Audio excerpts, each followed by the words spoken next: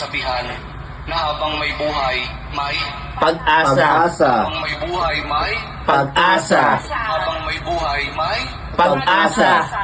pagsubok. Dahil tayo katiwala ng Diyos, binibigyan din na tayo ng iba't ibang klase ng pagsubok.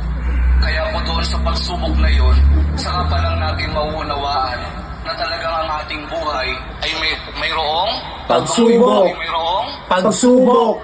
habang may buhay, may Pagsubok. pagbangon. Huwag niyong hayaan na kapag meron kayong pinagdaraan ng pagsubok, ay hindi kayo babangon.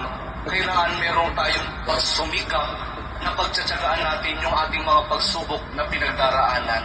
At kapag mayroong pagsubok at mayroong pagbangon, saka pa lang natin maunawaan na talagang ang ating buhay na habang may buhay, may Pagbangon. habang may buhay, may Pagbangon. pag-ibig.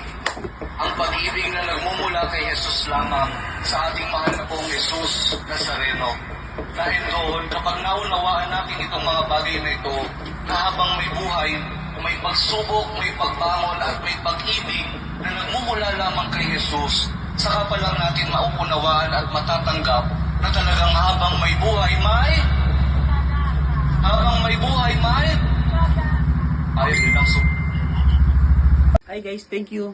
Kung nagustuhan mo ang aking video at reels for today, follow, like, share, and subscribe sa Facebook, TikTok, and YouTube account. Thank you!